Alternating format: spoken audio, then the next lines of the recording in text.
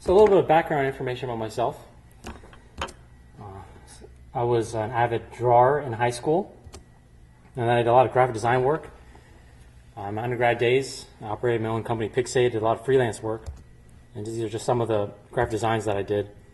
And then later on, I started really having a passion for photography, and it worked really well with 3D animation, capturing lighting and textures for my work. This is from a recent trip to Laos. It took about 7 days before we started seeing clouds. And so this is the last day. It worked out really nice. Previous films, Winston Shuttle, 2006. This and the following two afterwards were all dramas. So what you just saw was my first go at comedy. Death the Different, played a number of festivals as well. Junkbox, my most recent one, 2012. And then this current one, TouchFree. As I was getting more and more involved with animation production, I started to reach out to more and more people. So you can see that there are 5 student assistants to help me with TouchFree, along with 4 industry professionals to help me through it. TouchFree took a year and a half, over 1,000 hours to create this piece. And it's somewhere in between, this is the 4th one, so it's somewhere in between this and the previous ones to produce this in terms of length of time. So, I mean, for us to watch it, it played only 5 minutes. And the number of hours it takes. So from the first one that I did was Winston Shuttle, took roughly, 1,300 hours, labor, production hours in front of a computer, versus TouchFree, we're getting roughly to the same amount of time in terms of hours. I think is kind of interesting, and a lot of people don't realize how long it takes sometimes, and the sacrifices you need to take. And in comparison, if you're going to compare that to Toy Story 3 that came out a couple years ago, it took 3 years, 1,084 production days. After you produce it, you get the computer to handle the rest of the stuff. It adds shadows and lights, reflections, things like that. And it roughly takes, for Pixar, 7 hours per frame to render. Junkbox was a previous film that was finished last year. Average took about 2.5 minutes per frame for the computer to calculate the data. And TouchFree took 540 days in terms of production. And I ended up trying something different with the rendering engine. It's more of like a jargon probably for most of you. But anyways, roughly 15 minutes per frame. And to put this into perspective, 15 minutes per frame times 24 frames per second times 60 seconds per minute times 5 minutes ends up with 108,000 total minutes for one computer to calculate the data, or 1,800 hours, or 75 days for one computer to calculate the data, to create or what you just saw. Again, in perspective, I read an article that Toy Story 1 would have taken 50 years for one computer to create the calculations for you to be able to watch it. 50 years. So I think 75 days in retrospect isn't so bad. And luckily with 16 computers in room 250 where I teach, I have a render farm there. I was able to have all 16 computers wired up, and it only took 4.5 days. And this is what it looks like. All the computers on the right, and you can see the frame numbers vaguely. So each computer is running 5 frames, and see it says there 2 hours and 40 minutes. So some shots take 1 hour per frame. Some shots take 5 minutes. And here's all the computers. When a computer goes absent, it crashes, which is rare, but that does happen. Or a student comes in the lab and starts using it. So don't feel bad though. You can still make work with it. And those are all the shots on the left-hand side. It's kind of fun, isn't it? So why does it take so long? And this is just a typical diagram I show. So pre-production, from drawing and storyboard, writing, things like that, to asset creation in the computer, and then animating, and then finally the finishing, getting sound, music, that kind of stuff in there. Started this back in August of 2011, but more or less this is what ended up happening, and we're now in February 2013, and it's done. Pretty cool. Software I used, Maya 2013. I call that my girlfriend. Me and her do really well. She doesn't say too much. You guys can get that joke? Anyway, use Adobe CS 5.5, typical software packages. And in terms of presentation points, I don't want to have you shoveling too much snow off your car, or if you walked, too much snow to walk through. So I'll go through this in time. But these are the presentation points. Talk a little bit about TouchFree and their environments. Talk about some of the people that worked on this and some of the character designs.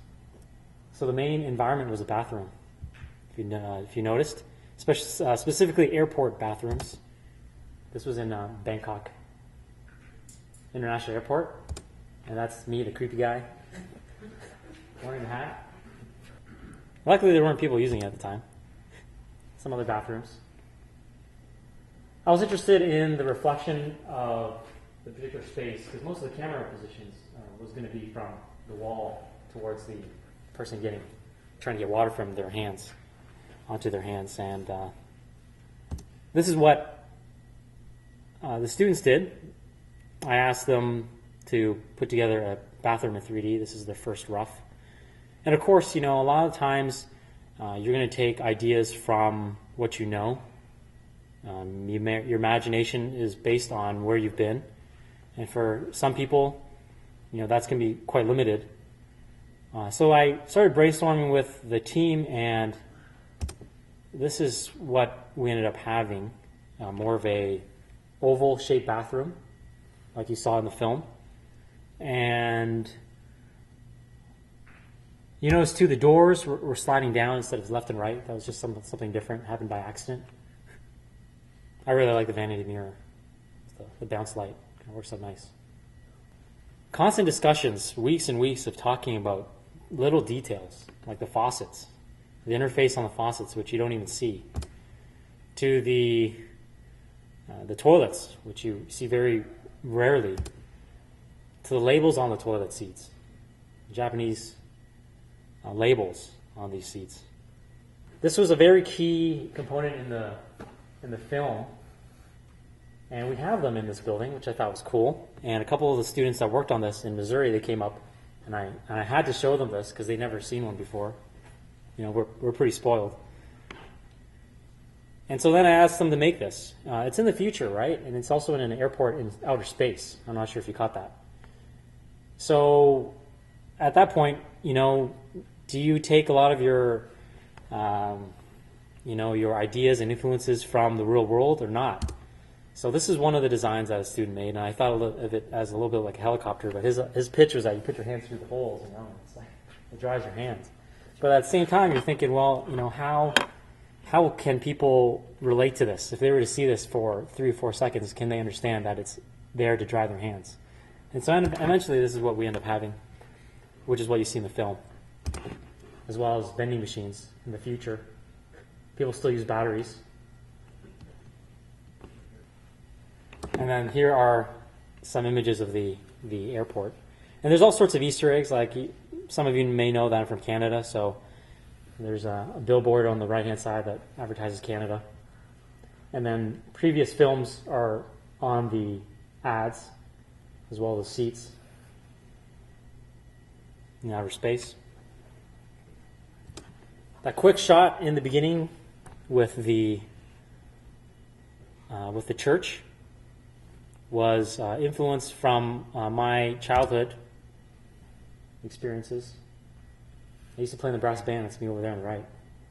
I'm going to mute the film again. I'm going to talk about some of the issues that I was dealing with when I was coming up with the piece. I don't like long intros. I really wanted to get right into the story as soon as possible.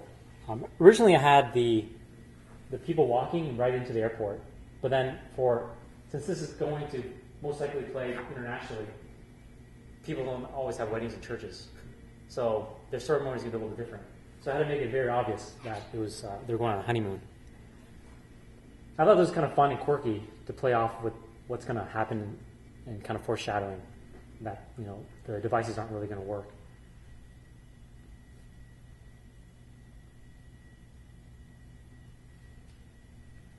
I needed to establish that he was looking in a mirror, so that's why I saw that previous shot with the mirror on the side view.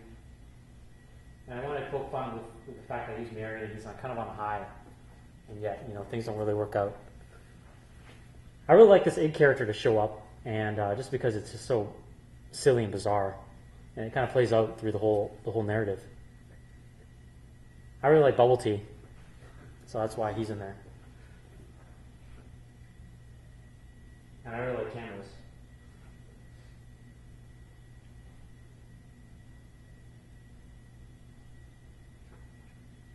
This would happen to me a lot. I think maybe 3 or 4 years ago, I would go to bathrooms and try to wash my hands, and the water wouldn't work. It happened all the time. And I started to really second guess myself. Am I a human being? Am I even real? Why can't machinery understand that I'm in front of it? And so for a long time, I would just be so confused to the point where I thought it would be a great idea to make it into a short that I think a lot of people can relate.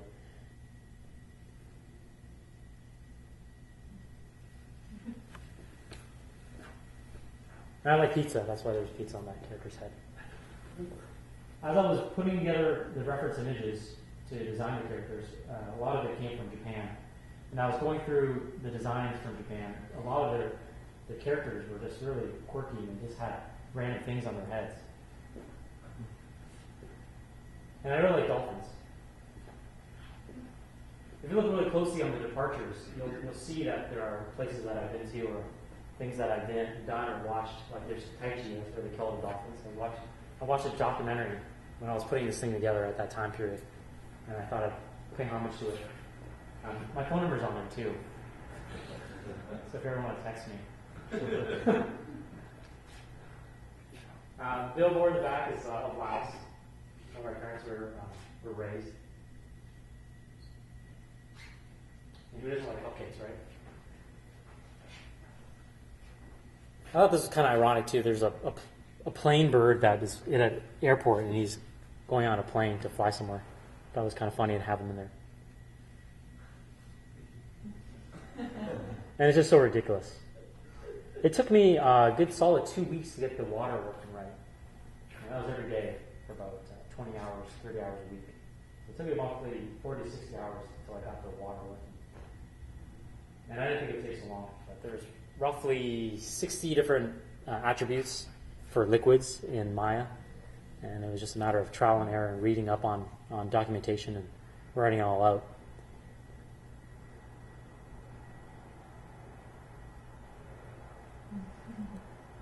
There's 31 characters in this piece, and at the time I didn't realize it.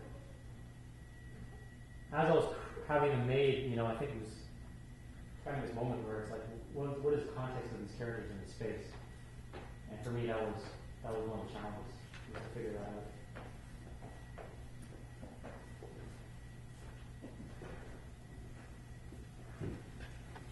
Originally, the story was just the idea of washing hands, but then it became more apparent to me that it would be funnier if everything wasn't working for him. And it was even more ironic that a door would be motion censored too to get out of. And to have his wife outside of that space, enjoying life, getting free things, and just opposing with his ordeal, probably would be a nice touch.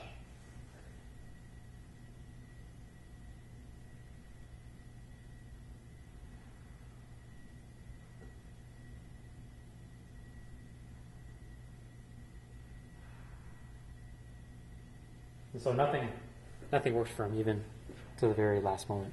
So like I said, there's one main character. Average time to model a character was roughly 4 hours. Because of the style of the character, and there's 31 total characters in this. This is the students that helped me produce it for the most part. That's them, and that was me in my office in Missouri. This is the social moments that we had together. As I was giving the students some reference images, we were sitting in my office, and I looked up character designs through Google Images, and this image and these series of images appeared, and I thought, wow, those are really awesome. So I told the students, hey, make them like this in mind. After they left, I found out that it was Hiroshi Yoshi, and I emailed and I emailed him and I said, hey, do you think we can work on some of your characters and put them in a film? If maybe I can use some of the designs, I'll have my team make them, but I wanted to maybe use some of your ideas and concepts and kind of have that type of influence. And since he was in Japan, I didn't really think that he would reply, but he did. That's him right there. It would turn out that his toys go for about $200 a piece, and that he's a international toy designer, and he's world renowned. And so there's 8 of his characters in the piece, and it was a lot of fun that he just handed me these characters, and he gave them to me in 3D with their textures. And it was a really great surprise that he would be willing to work with me and collaborate on a short film. He still hasn't seen the final version yet. So that was a lot of fun. I'm going to show you some designs that didn't really pan out. The original cupcake. Kind of creepy, maybe. I would later modify the car, but essentially it's a dinosaur, kind of like Barney.